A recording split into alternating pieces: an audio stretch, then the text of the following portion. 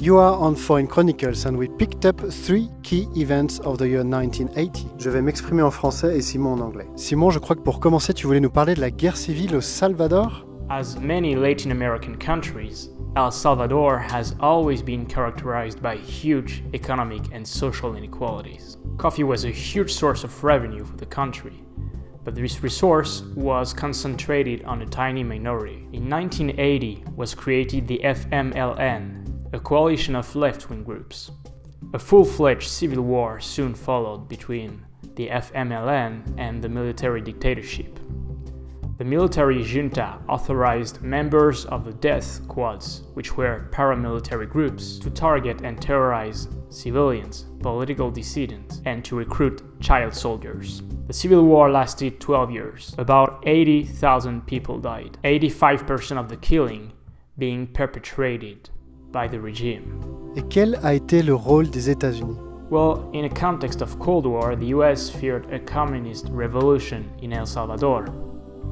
By 1984, Reagan would spend nearly $1 billion on economic aid for the Salvadoran government, while US military officers were advising their Salvadorian counterparts. Encore un pays victime de la guerre par proxy que se livraient l'URSS et les États-Unis.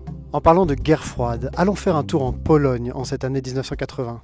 In August 1980, in Gdańsk, Poland, 10 millions of workers were on strike for 3 weeks, led by electrician Lech Walesa, who became president of Poland in 1990. There was no such thing as protesting in Soviet Union satellite states, so 10 millions of Polish people going on strike, it really was something. Workers demanded better economic and social conditions, but political demands soon followed. Free speech, free union, and the right to strike. Given the pressure from the street and from the church, added to the big role played by the Polish Pope John Paul II, the government had to give in. It was the first time a communist government would give in like that. They authorized free union and the right to strike. Good evening. It is over in Poland. After almost 3 weeks of strikes that nearly brought the regime to its knees and the nation to the brink of catastrophe, an agreement has been signed giving the workers rights and privileges unheard of in the communist world. Gordon Josoloff reports. It only lasted a year because in 1981 the Gdańsk agreements were dismantled. But a precedent was set. In 1989 we held the first free elections in a communist country. Et qu'en est-il de l'impact sur l'URSS et sur le monde? Well, the USSR and the Communist Party were supposed to be the only forces representing the workers, so their legitimacy was critically undermined.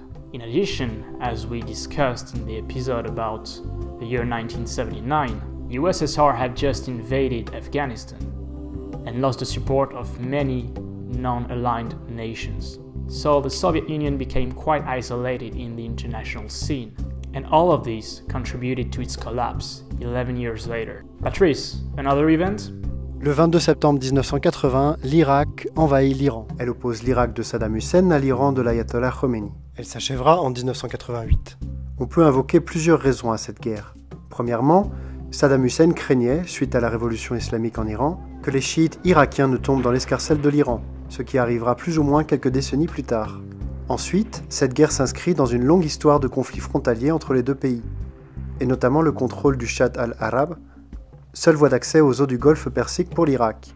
Enfin, l'Irak voulait tout simplement devenir la puissance dominante dans le Golfe Persique, et a considéré qu'il fallait tirer parti de l'instabilité politique en Iran pour agir.